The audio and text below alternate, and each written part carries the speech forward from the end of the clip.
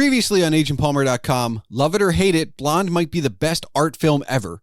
Tommy and the Order of Cosmic Champions is the 80s nostalgia dump I needed, and I'd be lying if I said I hadn't thought about some larger written works more often since my conversation with Margot. This is the Palmer Files, episode 92 with Anthony Rapino, but please call him Tony, who is the co-author of the aforementioned and recently published Tommy and the Order of Cosmic Champions. But he's also here as an artist that works with not only words, but clay, paint, and, well, any other medium he can make the time for, really. We discuss those many mediums, plus reading, writing, genres, college, physical media, and more. Are you ready? Let's do the show!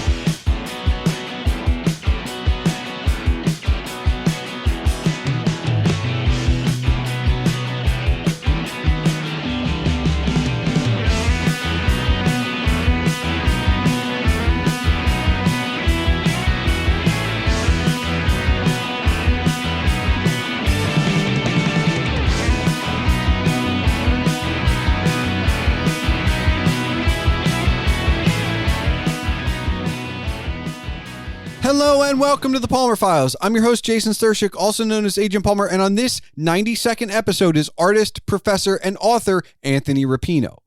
The first book of Tony's I have read is his recently published Tommy and the Order of Cosmic Champions, which is an 80s nostalgia-rich book that looks at the world through the eyes of Tommy, an 11-year-old, where cell phones aren't in every pocket and the internet is still on the horizon for basically everyone.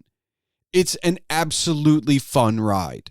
We do discuss that book, but also writing and the writing process, art and finding mediums and the muse. Plus, we discover that our childhood and adolescent memories aren't that different considering this is the first time we had ever spoken to each other. You'll hear us talk about nostalgia, horror, fantasy, reading, realizing your potential and understanding your limitations, the magic of the used bookstore, writing things down on paper, and much, much more.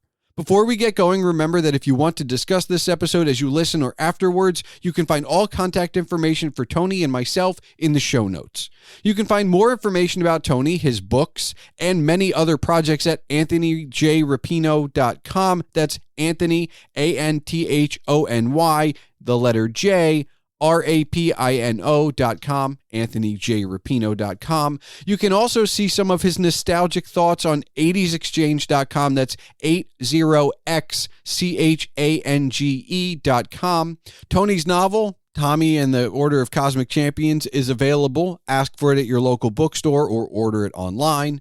Don't forget you can see all of my writings and rantings on agentpalmer.com, including my review of Tony's latest book. And of course, email can be sent to thepalmerfiles@gmail.com. So without further ado, let's get into it.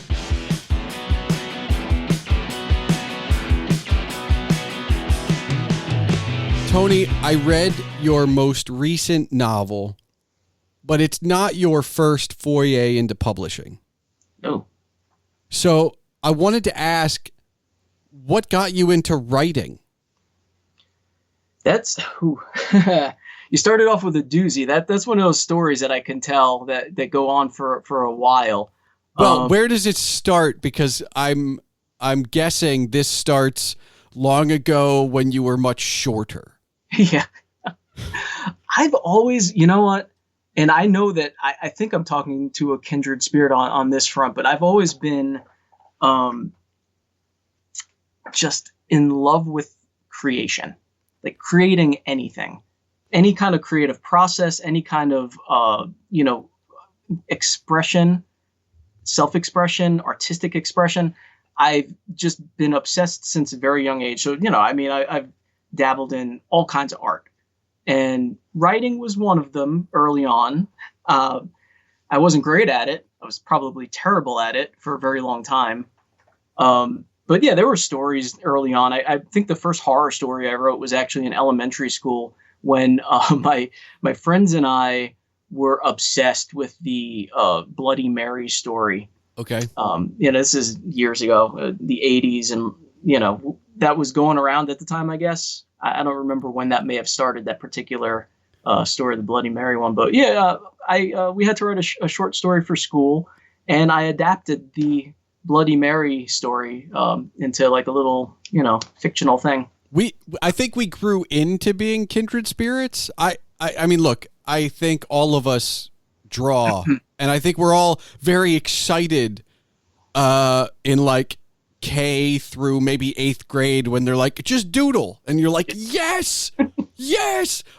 I'm not, I always wanted to be artistic in that regard. I was not good with a pen that wasn't words until we got to like drafting. And they're like, we want you to draw like the cleanest box or like trapezoid you can. And I'm like, this I can do. I can do this. That like I was good on that. And like I've had like I still have like a, I don't know, something like a note from a teacher from way back when that's like, you should be an architect. And I was like, maybe, I don't know. That didn't end up happening. But it wasn't until I have a really good English teacher that takes me off the science math track and into like reading and writing. Yeah. And then it's just, I was never the horror guy, but I was always horror adjacent. And what I mean by that is I ran around in high school with my friends with like a camcorder helping them make horror movies. All right. We would watch horror movies to laugh at them and stuff, but it was never like, it was always a group thing. Like on a any random given night, you sit me down and say, here, pick a genre. Horror's never going to be the genre I pick without like friends or like you know what I mean? I need somebody around me that's going to be like, let's watch this horror thing. I hear you. You know what? That's a question to answer. I don't want to get too far off, but at some point you could ask me how I got into horror, because I don't think that I'm a bit atypical, I think, of most horror fans, because most horror fans will be like, oh man, from age 2, I was watching Freddy Krueger, and that's not necessarily untrue for me, but I didn't self-identify as a horror fan until much later. Well, I feel like I'm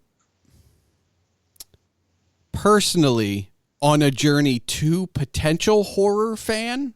Okay. And I say that because I'm the kind of guy who has become obsessed with authors. Mm-hmm. There are authors whose catalogs and bibliographies I just want to read. I've fallen in love with the way they use words. Okay. Yeah. And one of those authors is Clive Barker.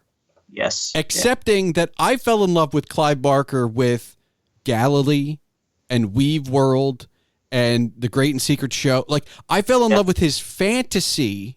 Now, granted, horror elements are there, but like I fell in love with his fantasy. In college, I had the Books of Blood, Volume 1 through 3, that was stolen by my roommate, and I've never gotten it back. Now, I will eventually, because I'm collecting all of Barker's stuff as I'm reading other authors and stuff. So I feel like I'm going to read more of his horror. But I think that that's the doorway for me, because I love his writing. I like his style for fantasy, and I know it's different, but like, I think that's my way in, and from there I can go any number of places. Yeah, absolutely. It's funny because a lot of those more fantasy-esque Barker novels are the ones that I started with as well, The Great and Secret Show. And of course, I mean, Books of Blood is essential reading, but I can see how that might be a gateway into, and everyone has their own path, and just because you like some stuff that is horror adjacent doesn't mean you have to get into horror. It's, but I find that I like the blended genres a lot, and not just in writing, but, in the movies and art in general, blended genres, gray areas where sometimes you don't know what you're watching or reading. That's fun. It's interesting to me. I think it's one of those places that, I think occupies way too much time in my skull, where it's like, I try and go in as unknowing as possible to almost any endeavor, books especially. Like books, and it's one of the reasons I've kind of fallen in love with reading authors, because if I know I like the author, I don't need to read the inside flap, the back cover. I'm 100%. Fine. Like, let's just go. And then because I'm a blogger and I review it, almost everything I read, I look at the back cover to see what like I can get away with talking about. Mm-hmm. And it's this moment of discovery that is so weird for me, because I will, like, I picked up your book without reading the back cover. I didn't know much. I heard the Stan Bush song. Right. And it wasn't until I looked at the inside flap and saw that the lyrics matched what's on the inside flap that I really put together, like, okay, one of these things may have come first. Yes. But like, I was amazed at how it's not just your book. I think it's publishing in general, but I'm always amazed. Like, well, I'm so glad I didn't know that, because finding it out just on the page in the book was so, I don't know. Rewarding's a bad word, but it's the only one I can come up with. Like, I found it on my own. There's so much here to unpack too that I want to like delve into every single aspect of what you just said. But yeah, first of all, I totally agree with you. And I am absolutely 100% the same way in terms of wanting to go in completely blind to almost every entertainment experience possible. I was recently talking to a friend of mine. I think it was Rise of the Evil Dead. Is that the new Evil Dead movie? Yes. Yeah. The trailer came out and they're like, oh, you got to see the trailer. I'm like, I don't watch trailers. And they got on my case immediately. They're like, what do you mean you don't watch trailers? Like, I don't want to know. I know I want to see the movie. Yeah. I don't want anything to be spoiled for me. And trailers have gotten very bad at that lately. I've noticed that trailers will tell you a lot. And I don't necessarily want to know even a little, you know?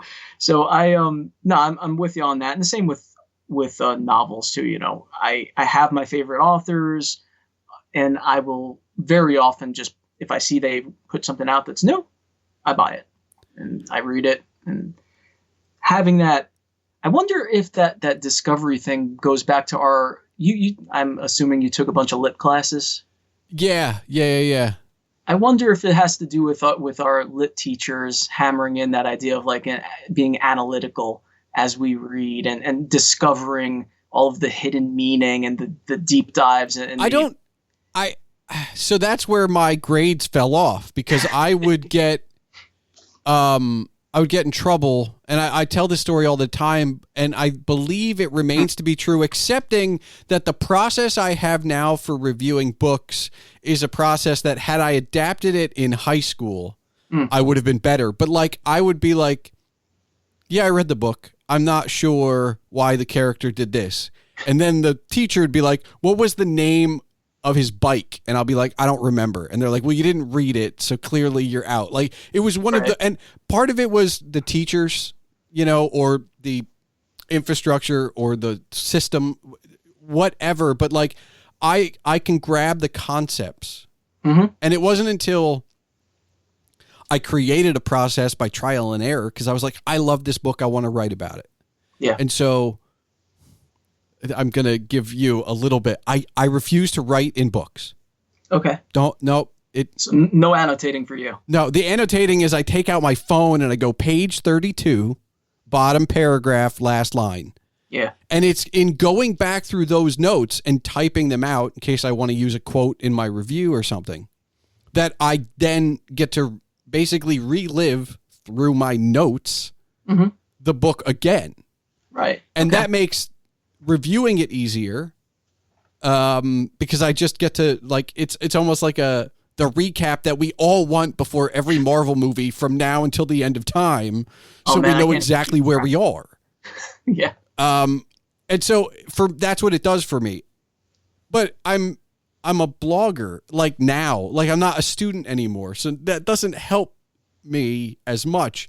But it was not something I was doing back then, so I'd miss those things. Okay. And I think that I got frustrated at a certain point by being told, no, you didn't read the material. It's like, no, I just didn't soak up what you wanted to. And it wasn't until I get to college again that I start reading.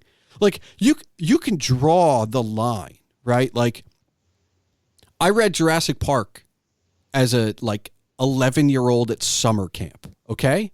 I think that's around when I read it. And then I stopped reading because of bad English teachers, and it's not until college that I start socially and for a hobby, start reading again. Teachers in school can ruin people's creative appetite, and I try to talk to my students about this. In fact, the first essay that I'm going to be introducing to them in next week probably is a literacy narrative, wherein I essentially ask them to reflect on how they became the readers and writers that they are today. And there's no judgment there. They could tell me that they hate reading and they hate writing, and here's why. And I encourage that. I want them to understand how they got here. Yeah. Because once we understand that, sometimes moving forward can be different. It could change. We can grow some. And I'm not saying that every single person who doesn't like to read or write, has this deep-seated reason for it, and that if they only can unlock that, they'll become these great I'm not an idealist in that sense, but I do think a lot of people are just, their teachers used writing and reading as punishment, or they were just given this homework assignment over and over again that they hated to read this and they didn't enjoy it and they didn't find their love. You know what? I like that.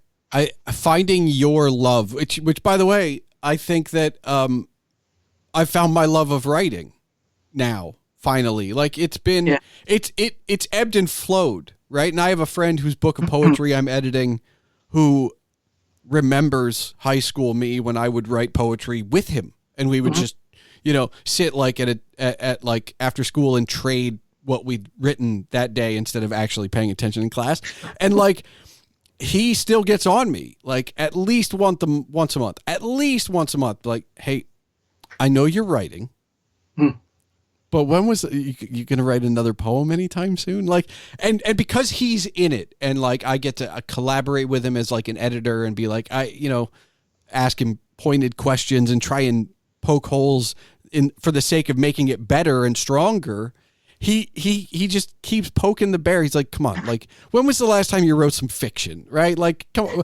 It doesn't even have to be a rhyme scheme. Just when was the last time you wrote some free verse, like, and so there's these things that he's like, you come on. But I'm in a comfortable place. Like, I think it's the place you'll never get in school. And I don't mean that derogatorily. It's just, I'm in a position where I can write when I'm inspired. I have a weekly blog. It is drafted for the next, bunch of weeks. I have time to play with. Yeah. If I don't get inspired for the next couple weeks, I'm not going to miss a blog post. And if I get inspired, I might get even further ahead. But I love that inspiration. And yeah, some of it's forced. 3 a.m. in college, you have to write the thing because you have to write something. And there's an inspiration in desperation as well, but I don't thrive on that like I used to. Yeah. I'm the same in that I need the space, and there are writers who write every single day, and they'll tell you that to be a writer you have to write every single day. And I don't agree with that at all. I don't write every day. I have a number of different creative outlets that I like to play around with. And if I didn't have all of them, I don't think that I would be very sane. But I started writing a novel this past summer, and then the fall semester hits and you get kind of, bogged down with grading and other things. And I've been writing. I still write articles for a webpage called the 80s Exchange. And I still write short stories, and I submit these things. But the novel took a back seat, and in between, I'm doing other stuff, And I think that's okay. We all have our own process. We all have our own writing process, our own creative process. And one of the most destructive things that it forces there are other people telling you with certainty that you have to do it this way. Otherwise, you're not the thing that you're pretending to be. Yeah. And, that's how we end up with a lot of people with, I'm not a real writer. Right. No, you are. Yeah. Like, you don't need to have the $1 million advance to be a writer. The doorway to entry for publishing has actually come down despite people telling you how hard it is. It is hard. It's not easy, but it also isn't impossible. No, But and it's not the hardest thing about writing either, right? finishing. The crazy thing about writing is that writing is not the hardest part. Well, sometimes I think finish long-term projects, and maybe because you're coming at it from, I'm talking to you and you have published works of length and multiples of them. Meanwhile, I've got friends that like, it's the one novel that they've started 15 times. And it's that, I don't know what's that missing piece for some of these people. And I love them to death. And I know they're inspired when they start. And I don't know if it's that life beats them down or they run out of ideas. Like maybe that should just be a short story. Maybe the fact that you're shooting for a novel I don't know what it is, but there's so many people I know, the creatives that I'm surrounded by, that cannot get the finished thing done. I've been there too, though. I have an unfinished novel that I started and stopped. Hold on. Just one? Well, not counting the one I started this summer, because I plan to finish it. Okay. Well, I mean, look, you're a creative, right? And I just feel like if you're a creative and you don't have more unfinished projects than finished projects, then, I do have a file folder of lots of unfinished short stories. Okay. Those, for whatever reason, I'm more comfortable like abandoning. I think once you've put a certain length into a work, you're less likely to want to. Yeah, and I will if I get to a point where I'm like, no, this is 30,000 words in. It's not working. It's better to maybe put it away, come back to it later. Maybe not. But yeah, I have a lot of unfinished short stories where maybe a sentence, maybe a premise. And I was like, that's a cool idea. And then I'm like, a couple days later. Just for the blog alone, I have like, here's a good starting paragraph, and then I lost the thread, or like something happened, and I save it. Maybe one day I'll go back to it. But I wanted to ask you, you're a teacher. Yes. And a writer and an artist. If I go back to maybe 16-year-old you, yes, of all of the hats you could possibly wear right now, what's the one you would have picked that you wanted to be? When I was 16, I was sure that I was going to be a musician, a guitarist, a singer, in a band. I mean, that's what I loved. That's what I was spending my time with. Okay, so yes, kindred spirits, you and me. I mean, I even have the guitar sitting there. Haven't touched it in years. No, that's not true. In months. But, here's my thing. Here's and it was something I had to come to terms with at a certain point in my life. But it was something that I think helped me in the long run. I was okay. I was an okay guitarist. I did a couple of, I had my little bands and I did some open mics and people didn't boo. It was fine. Yeah. But I hit a point where I realized I wasn't going to get any better. No amount of practice, no amount of study, no amount of trying was going to get me past this point that I had gotten to. And that's when I shifted focus. And I said to myself, I'm not going to be a famous guitarist. I can play. And that's fine. And I don't want to completely give it up and never touch a guitar again. But, I knew, just the way you sometimes know these things, that it wasn't in the cards for me. And that's happened a number of times with a number of different things. Like I used to also be if I wasn't going to be a famous guitarist, I was absolutely going to be a famous artist. Okay. I love painting and drawing. And again, it was one of those things I got to a point and I was like, you know what, I'm okay. But no one's going to buy this stuff. No, I'm not going to be hung in museums. And I went through that process, that same kind of like get to a point, realize, okay. And it's not that I was giving up. It was that I had reached my maximum potential in that field. And I kind of knew, what my capabilities were and I knew what my limitations were.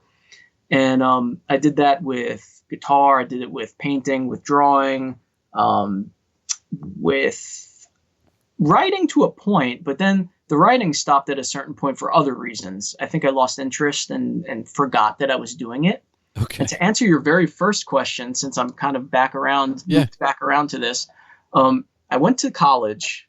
Now, remember, I am an adjunct English professor. Okay. And a writer and whatever else.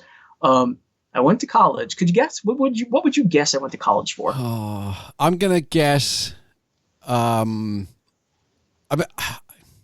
We've been kindred spirits so far. Okay. Okay. So I'm gonna guess that you, like me, had no idea what you were gonna do, and you went liberal arts because you wanted to be as general as possible. Because that was my thinking. That is a very good guess. You are correct in that I had no idea what I actually wanted to do. Okay. Where you've come a little short in your answer is that you forgot my parents, who had an idea for me. Oh. And I was like, okay, whatever, that's cool. They were like, if you want to make money, mostly my dad, if you want to make money, you should be a dentist.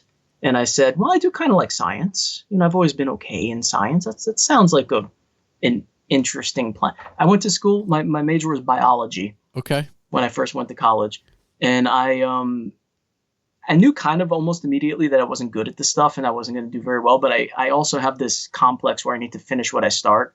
So I kept even as my friends were like, you need to change your major. I was like, no. I kept going right up until organic chemistry, which if you know anything about, you're not going to fake your way through. Yeah. At which point I realized, holy crap, I need to do something here. So I didn't switch my major because I wanted to graduate on time because I still was young and had that complex as well. So I split my major rather than change my major, and I split it with digital media. Okay. So now I have a degree. My first degree is a bachelor's of science in biology and digital media. But to answer the actual question that you asked, is my final semester at college, I had a piss poor GPA because biology and digital media. Yeah. And I decided to take a creative writing class to bump my GPA up. And I essentially slapped myself on the head in that class. I was like, what was I thinking? This is what I want to do. And from that moment on, I never stopped writing. So what's funny is, I'm a liberal arts major. I switched to communications because you have to switch to something. Yes. And my first semester was my crap semester. My last semester was a breeze, but I was living on campus, and because I'm a bit of an overachiever, I didn't need I only needed 2 classes to graduate, but in order to be a resident on campus, you needed at least 4 classes. So I needed 2 others to just maintain my resident status, which was fine. Like, I liked living on campus. It's a small campus. It's fine. So I'm filling out my senior year, both semesters, with like just writing courses. Like, just I don't need them anymore. Like my minor, one of my minors was feature writing journalism, and that was already taken care of like by like my 3rd year or something like that. So I took creative writing and script writing and like poetry, I think. And as I'm getting ready to graduate, I'm like, well, this is nice, but I'm never going to write again. Like I didn't hate it. But I also was like, I think I'm done with, I think this is the end of the road. That was the same exact thing I said to myself regarding school. When I've graduated college, my first 4 years, I said, I hate education. I'm never stepping foot in another classroom again. Did you not like college like the classroom part of college that much? Or was it just like, I'm done with this because, you like me went K through 12, and then we went, sign me up for 13 through 17 or whatever. Yeah, it was mostly burnout. Okay. It was partly due to taking courses that I wasn't interested in the first place. I took a bunch of stuff that was fun near the end with the digital media. I just did fine in that stuff. I aced that stuff. And and any art classes I took, and the required Englishes and things, I enjoyed that stuff. And I had a good time on campus, but I don't know. Yeah, I was burnt out by the time it all ended. I was like, we're done with this. And now my life starts.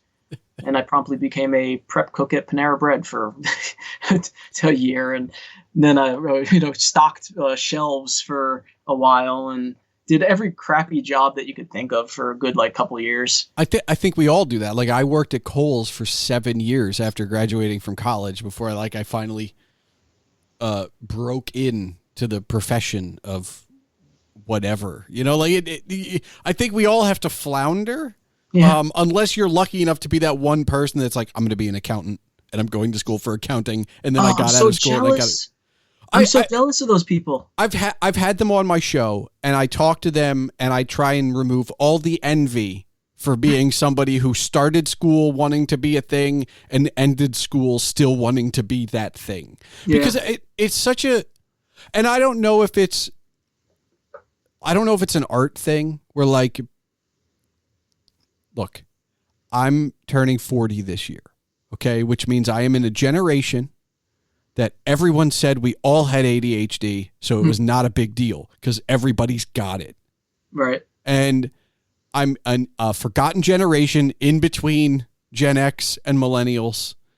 And so I remember a time before the internet, and I remember growing up as the internet grew up.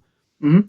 But I just think, what glory it would have been to have that one thing. But like, I also think that there's a part of it. I use the generational thing as an ADHD as a bit of a laugh, but at the same time, I'm an artist, and like you, and you've mentioned mediums in the last little bit, and there's every instrument in a rock band with the exception of piano I can play. Wow. Not well, but I can play them. Okay. Cause I was going to be the rock star with you. Right. Yeah. Bass was my main instrument and I finally picked up guitar and got that going and I played some drums. And then it was like, and I can maybe do some writing. And then, I grew up playing Magic the Gathering and reading comics and like, I ran cross country. If I think about the hobbies and activities that I did from 12 to 18, it's such a vast array of things. And unlike everyone else, I still do most of those vast things. I still play guitar and drums and bass. I still run like I used to in cross country. I still play Magic and D&D. Like I still write and read and like, the fact that I didn't shed a lot of that stuff as I grew up makes me feel like it's got to be an artistic thing in some capacity. Yeah. No, I'm again the same. Like I had a million hobbies, a lot of them similar to yours. Although I am very jealous of your time with D&D and Magic. I never, for whatever reason, not out of disinterest, just like probably the people I hung out with. Didn't do that stuff. It's all about the people. So I had a friend who I was hanging out with when the first Magic shop opened in Honesdale around the time of like 94-ish. Okay. And so he stopped playing, but I had found the store. So I could go to the store, and even though he stopped playing, I found other people that played, right? Yeah. And it's that same circle that plays D&D. Now Pathfinder a little bit more often. Like I'm currently rewatching all of Star Trek because I missed it. Yeah. And I legitimately mean I missed it. Like I was never with that crew. So I'm like, I want to experience this and I'm watching the old stuff. But again, I think it's about who you are. Some of it's you, but like a lot of that stuff when you're younger, you want to hang out with your friends. Yeah. Yeah. My friends were, well, I don't know. We were a diverse group of weirdos. So, and I say that in a loving way. No, I hung out with that same diverse group of weirdos. Right. But no, what's crazy is I had been planning on finally watching some Star Trek because beyond like the newer movies, I have never watched a single episode. And again, not out of any like judgmental or just disinterest. It's just one of those things that I didn't experience for one reason or another. I was watching other things, I guess. Yeah, I'm gonna be writing a post about my journey, and I don't know when I'm gonna start it, but obviously I want to have some. I'm a person who works ahead, so like I want to make sure I have a few posts under my belt. But at this point, as we record, I've finished the original series, which is delightful. I'm watching the animated series, which is also like delightful, and I could fall in love with Star Trek. Like there's nothing, I was a Star Wars fan, but I was never like a Star Wars only. Right. So like my mind's open. I'm watching it. I enjoy it. I'm on board for whatever else there is, but like, so a lot of it's circumstance too. Like my friends, we didn't watch a lot of TV. Okay. Movies, sure. We were in Blockbuster, every Friday night, right? But like, which dates me, but like the best kind of Friday night. Right. And just, I just wrote an article about the connection between like a fast food pizza and renting movies and the types of movies you would watch while eating that kind of pizza. Yeah. And what's my memory of this is that the most fun part of that evening was yelling across the Blockbuster, like, maybe we should watch this one, like just like it's not even the movie or the pizza or like whatever. It's just trying to argue what 4 movies. We never watched all 4 movies, but just arguing which 4 we were going to pick up. Yeah, that was such a huge part of the experience. I mean, I'm constantly thinking about that sort of, the anticipation of something. In a world where it's saturated, it's instant gratification. I have, streaming libraries of thousands of movies at my fingertips that I could watch back to back if I wanted to, and music libraries right there. I don't have to go out and buy a CD. It's right on and there's something, it's great. Hey, don't get me wrong. It's great. I'm not a Luddite. This is all wonderful, but there's something lost in when we don't have to wait. When the lack of the anticipation, the activity of finding that thing, kind of like what you were talking about earlier, even the discovery of like, wow, I found this on the shelf, had no idea what it was, and it's my favorite movie now. This is how I come to Tommy and the Order of Cosmic Champions, because I don't know where this started, but at a certain point I was like, I just want to watch old commercials. From a time that I remember well, when I was watching a lot of TV, none of it good, right? And so I saw an ad for your book in front of, I think it was Dave's Archive. Yep, Dave. And then I saw another ad for your book in front of a Dave, and another, like I watched a lot of Dave's Archive. Okay. And so that's how I come to your book, but I'm craving the nostalgia in all of its glory. And part of it, that nostalgia is in reading your book and going back to the 80s where, the best thing in the world was getting on your bike and going to the arcade or hanging out with your friends. Like it wasn't, if it was in front of a pixelated screen, it was because you were either watching Saturday morning cartoons or a VHS. That was it. Right. And so there's a part of me that misses that a lot. And, it's part of, I think it's a normal cycle of growing up. I'm right around your age. I'm 43. So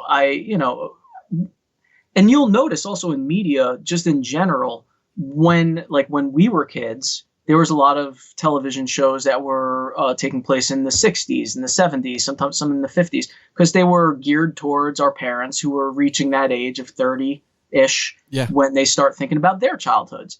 And it's, it's cyclical in that way. And it's in a way, obviously marketed to in a certain extent, but I tried to be as uncynical as possible in my recollections and as I was writing this. And it wasn't about, sometimes people will look cynically at something like this. I'm like, oh, it's like they're trying to capitalize on this or that, Stranger Things or this and this, the other thing. And it really had very little to do with that and everything to do with the fact that I love everything about the nostalgia related to my childhood and Nintendo and video games and VHS and everything about it is I write about it on a near daily basis for that webpage I talked about. I know your viewers, can't see this, but you can, and I'm surrounded by all kinds of from going to yard sales and flea markets and picking up the old toys and games and things. I mean, this is something I have a lot of appreciation for, a lot of love for. So when we, set out to write this, that was what was in our minds, was helping other people to kind of like, touch on that a little and think back to their own childhoods. Yeah, the closest I get to that part of my life now is leaving my phone somewhere. Which you have to do sometimes. I mean, I try and do it on a more regular basis now, because I think we're all like this. Like none of us can be trusted, right? Like if I give you a bag of your favorite salty snack, but I tell you, you really should only eat a handful, you'll probably finish off the bag if we're watching a movie. Like easy, right? And so you need to put the bag down. And by the same token, I don't think any of us can really be trusted. You need to put the phone down, which is why, as I'm going on my Star Trek journey, I'm using pen and paper to make my notes because I'm like, I'm just going to leave the phone. I don't need it. Yeah, I have Post-its everywhere because I still prefer. People think I'm crazy. Like, why don't you use your phone? Why don't you write it?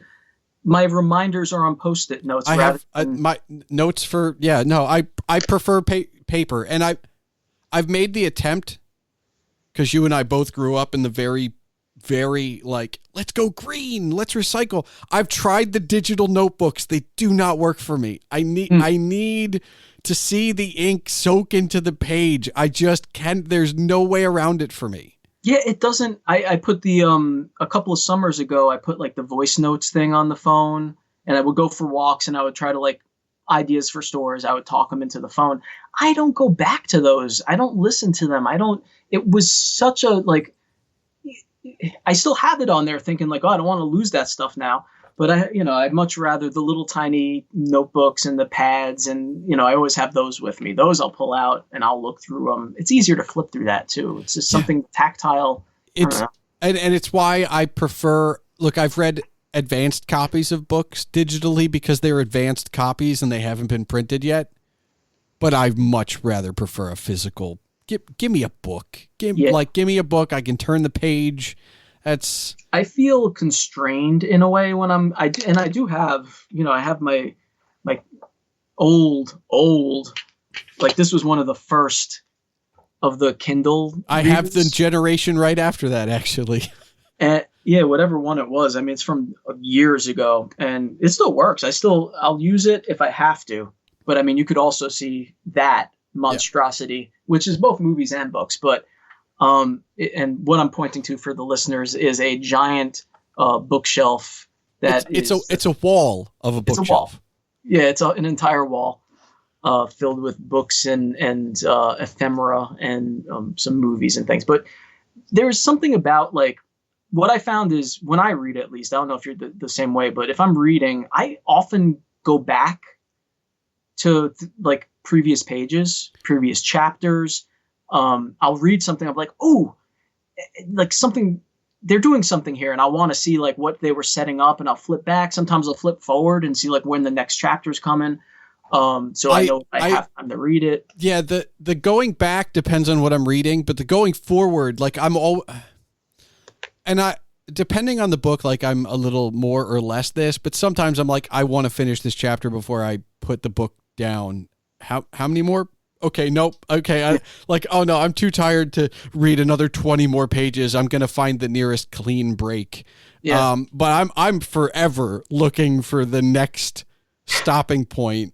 Not because I want to put the book down, but like because I know I'm not a professional reader and I have other things to do. Yeah, there's other things and there's like just this weird subconscious mental thing going on, like when you are nearing the end of a chapter and you know when that chapter is coming, or when you're getting near the end of the book and you realize the end of the book is coming and you feel it and it's in your hand and you could see it in a much clearer way than with a Kindle.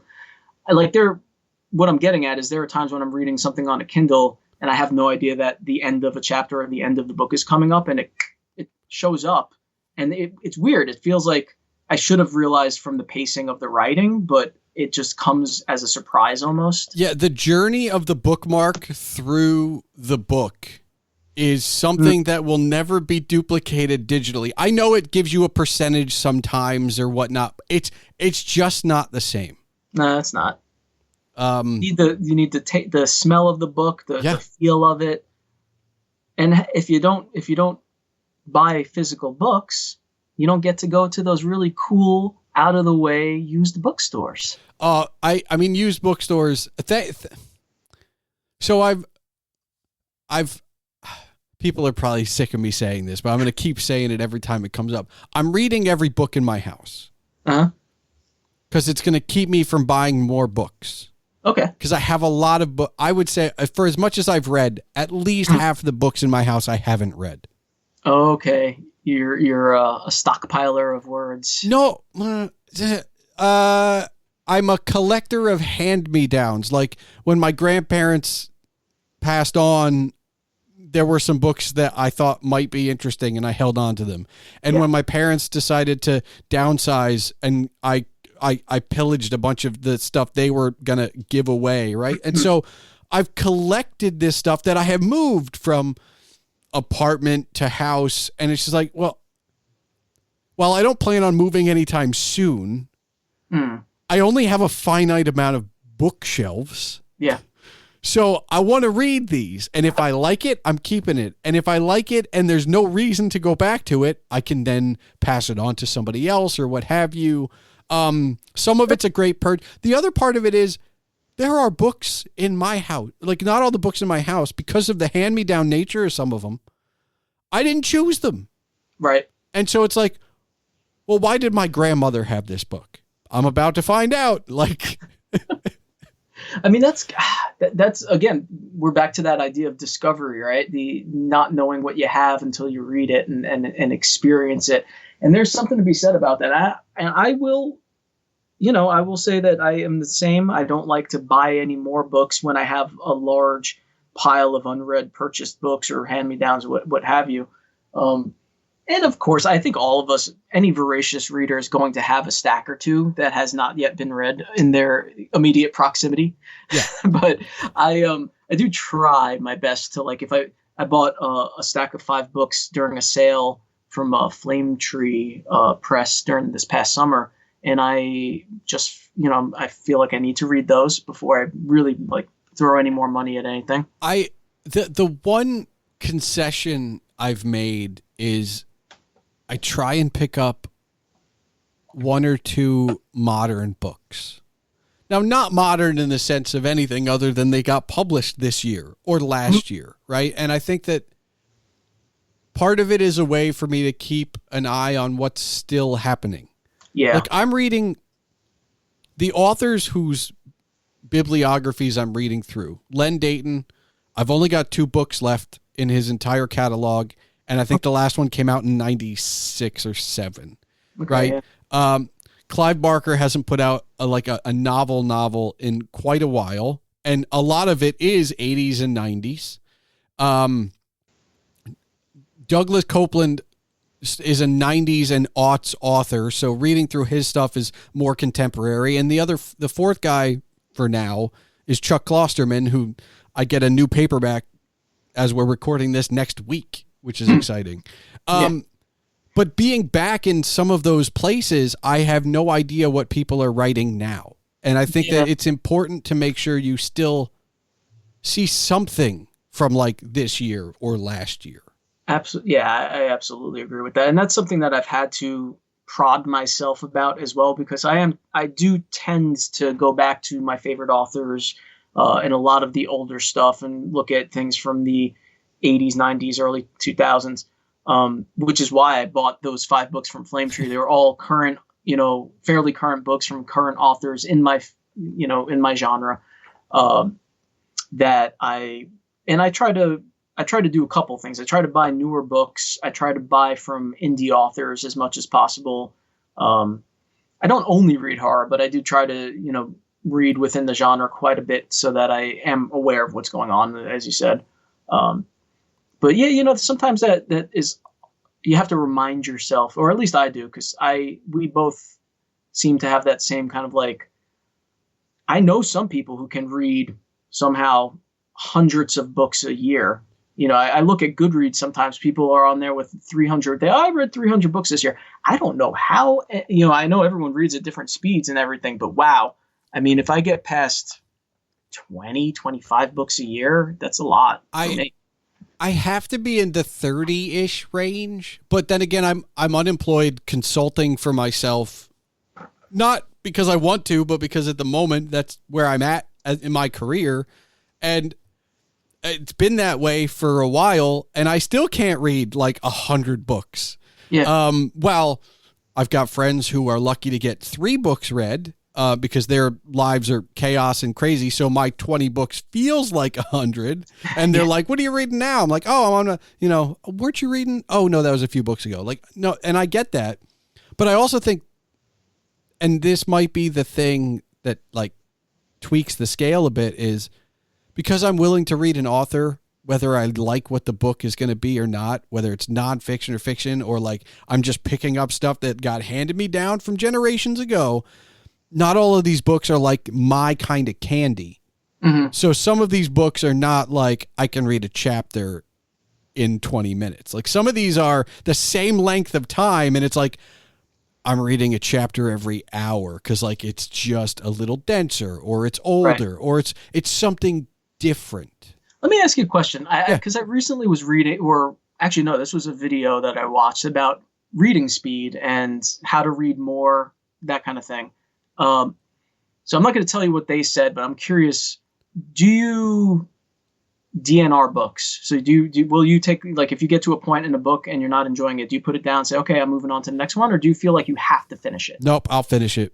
In fact, there's a book, and I always bring it up. I've got one negative book review on my blog, 10 plus years on, one negative book review. And I read the back half of that book. It was nonfiction, and I knew the author was one of those, like, anyway, but I have to finish it. And I also think that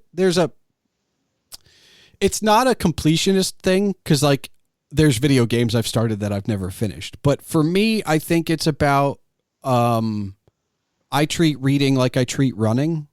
Mm-hmm. Like it's an acumen. You have to do it, but you need the exercise too. Mm-hmm. So like, right now I'm reading Cosmos by Carl Sagan. It's literally like going back to school. Mm-hmm. It's going to take me 3 times as long as it took to read your book, to read this book, which is about the same amount of pages. Right. Yeah, but this last one I wrote was like 400 and something pages too. But it's just so dense in a different way. Yeah. And you're thinking, and because it's fiction versus nonfiction, right? Like, and so for me, I think it stretches the mind. It also means that the next fiction I pick up, I will probably read in like half a day. Mm-hmm. But like, it's exercise, and it's getting through it. And it's a thing that like, I think I feel more accomplished. I'll feel more accomplished when I finish this book than when I finished yours. Sure. Just because it was such a tougher read. Yeah, I mean, it's the difference between sitting down to, Thanksgiving meal and eating cotton candy. Yeah. You know what I mean? Yeah. Like, I have plenty of cotton candy books, and there's nothing wrong with that. I will, if I need that decompression after a hard read, I will absolutely read a Dresden Files book by Jim Butcher. And they're fun. There's nothing wrong with that, but they're cotton candy. It's like, it seems like a big mouthful of something, but then it just dissolves into a sugary substance in your mouth very quickly. And it's delicious, but it's not substance. It's not really going to be a lot of nutrients in it necessarily. I'm the same. I don't like to just stop reading a book, even if I'm not enjoying it. I try to finish them. The reason I was asking is because the video suggested that you should Like if you get to a certain point and you're not enjoying it, stop reading it, move on to the next one. And I see the wisdom in that. But I also don't usually feel comfortable doing it myself. Yeah. I don't know. As a teacher, I think that, is that a precedent you want to set? Like, is that something you literally, is that something you can bring to the classroom where you're like, this is required reading? They're like, I'm not feeling it. Right. Exactly. Maybe that's why I never really thought of it that way, but that is a good point. That if I'm doing it in my own life, I have to either be okay with my students doing it, or at the very least understand. I do understand not everyone likes everything, but yeah, I guess in the classroom I'd say, but you have to read it. So that's why I tell myself, but you have to read it too.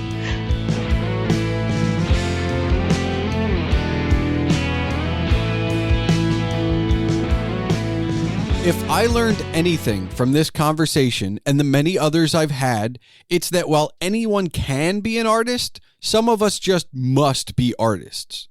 Tony and I must be artists. And I say that not just because we had similar backgrounds and experiences growing up. I say that because it may be that the need to create and express is part of what made those experiences similar in the first place. There is no real way to know, but I can say that this conversation with Tony is an example of two creative artists discussing their processes and hobbies, which oftentimes relate to the things we want to create, or as the case may be, need to create. We both spoke of the unfinished works and projects we have in this episode, and it's something that comes up with artists all the time. The reason they start in the first place is because there is a spark and we want to save it. We want to keep the ember going. Sometimes it burns and sometimes it doesn't. But if you don't get started, if you don't nurture the spark, it'll never be a flame. Put another way, anything could be your thing. So why not try all of it? I'm not saying chase every idea, but I am saying that you should consider more of them than you do. This is why we all appear to have some sort of attention disorder. But I promise you, we all have a method to our madness. It's unique and it's personal, but it's there. Tony is experimenting and working in many mediums. I myself am working with text and audio, and through some collaboration, video. And like Tony and all of his mediums, all of mine come back together as well. We learn from the things that we do. So I'm not going to end this by saying go find your thing and go do your thing, though I just did and I'm not sorry about it. However, I am going to say that you should reach out to your favorite artists, creators, and those people who inspire you in some way and let them know that their art has helped, even if it's just in some small way. You literally have no idea how much that will mean to them. Thanks for listening to the Palmer Files, episode 92. And now for the official business. The Palmer Files releases every 2 weeks on Tuesdays. If you're still listening, I encourage you to join the discussion. You can find all related ways to contact myself and my guest, Tony Rapino, in the show notes. There you can find more information about Tony, his books, and his many other projects at anthonyjrapino.com. That's ANTHONYJRAPINO.com. You can also see more of his nostalgic thoughts on 80sexchange.com. Again, that's 80xchange.com. Tony's novel, Tommy and the Order of Cosmic Champions, is available. Ask for it at your local bookstore or order it online. Email can be sent to this show at thepalmerfiles@gmail.com. And remember, your home for all things Agent Palmer is agentpalmer.com.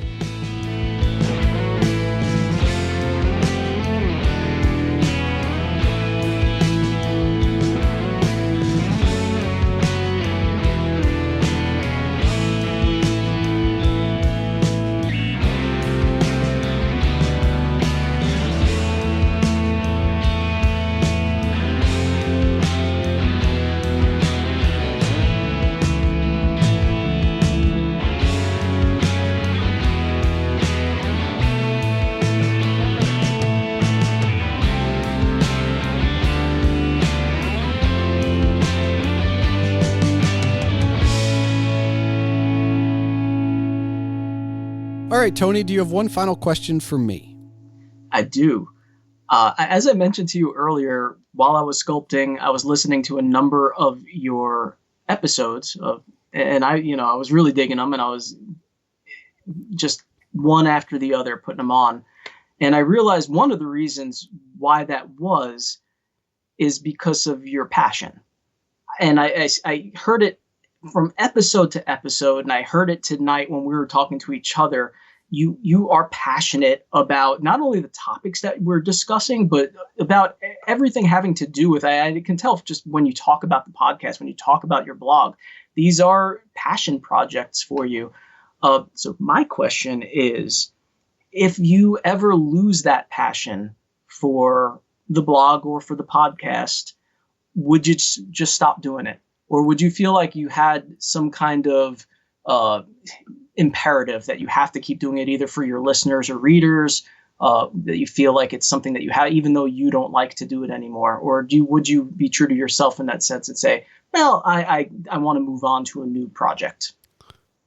I'm gonna steal some lines from Christopher Knight, Val Kilmer's character in Real Genius. No, I have no moral imperative to keep going. It is all about the passion for me. I think that the blog, I'll say this for both of them before I answer the rest of the question. Part of the reason that the passion remains high is because I have learned patience a little bit in the publishing aspect. Mm-hmm. I publish my blog once a week. I publish this podcast every 2. Yeah. 6 times a month I hit publish on something, which means that I'm not burnt out. Right. I have the ability to work ahead. I have the ability built in because I can work ahead. I can sit down on a weekend and write 3 posts because I felt inspired. And then I can go through a non-inspiration period and still not miss a beat. And right. I think that those periods of built-in breakdowns, those periods of mental block or I'm just not feeling it today, allow me to keep the energy level high when I do create the thing. At the very least, that's the way the blog is. For the podcast, on a at least weekly basis, if not daily basis, I find the inspiration to do this show because I'm a telephone person. Okay. I don't need to video call you for anything. I have no problem being phone pals with you. Right. I'm not going to text you. I'll text you if are you in a meeting? No. When you say no, know that your phone's going to ring, right? I'm a talker. And I think that I hate the idea that the conversation you and I just had is something that later generations younger than us won't experience. Because this is a conversation that you and I, despite the 3 years in difference in our age, you and I could have had this at 10, 20, 30, and now 40, right? Yeah. At any point. And it's because of when we grew up. It's because of, we're similar, but we still talk to each other. We still talk to people. I'd be willing to bet you have conversations like this with other people. I mean, as a professor, I'm constantly talking too. And one of the best ways to teach, in my opinion, are conversations. And that's, I have experienced that as a student, you may walk into a class and it sounds like people are just yelling, but sometimes they're debating and that's how they're going to learn more effectively. At least, it's one of the ways I did. And so for the podcast specifically, when I see something boiled down into a 30-second or a 1-minute clip, there's a lot more that happened. There's so much more that went into that, and you're taking bits out of context. And I want the long form conversation to come back because it allows for context, it allows for nuance, it allows for meandering. By the way, we didn't answer every question we asked of each other, but we had a fun journey as the conversation went on. right? Oh man, it was a trip. It was just it was a journey. Our conversation tonight. And I don't want that to go away. I'm basically sticking my flag in the ground and going like, I don't want this to die. And if my podcast is the last bastion of that, then it is. But there's a flip side to that, which is I don't let my conversations go for 4 hours because I think there's also a limit to their usefulness. And so it's a balance. But when I see things get broken down into bite-sized content, which is basically all we're surrounded by, it gives me more impetus to be like, find somebody interesting that I can have a conversation with and talk to them for an hour and see what happens. The internet and technology and specifically social media has been pushing us to talk less and to share less. It's becoming shorter and shorter. Every social media app that comes out, you can only write this much. You could only post a picture. Your video can only be this long, and like you said, you lose context, you lose nuance, you lose the conversation. And I don't know if you've ever read Nicholas Carr. He wrote a book called The Shallows, and there's an article he wrote called "Is Google Making Us Stupid?"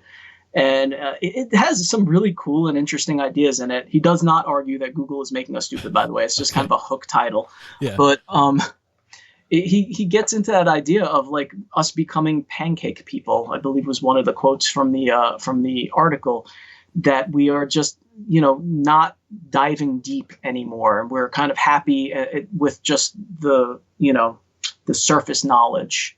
Yeah, I think I urge anyone out there who's interested, it doesn't have to be Star Trek, but it can be. And it doesn't have to be something like one of my favorite movies, The Man Who Would Be King, but watch television and film from the 60s and the 70s.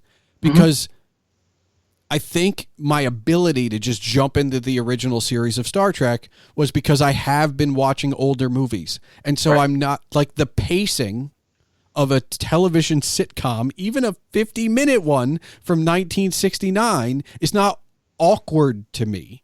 Right. Because I've watched films from that era. And so I think that's the other piece is, you're a teacher. And I'm sure you talk to your students about being well-rounded. Because that's what I heard for my entire, educational career. And so I think that the other piece of that is not just the subject matter, but also the time period. Sure. And so reading a book, even if it's similar to the one you just read, but that was published in 1960, the pacing's different. And just that alone changes your attention span, I think, is seeing that, is experiencing that pacing, whether it's TV, movies, or books. And so that's the other piece to all of this. But yeah, I just don't want to see conversation go away.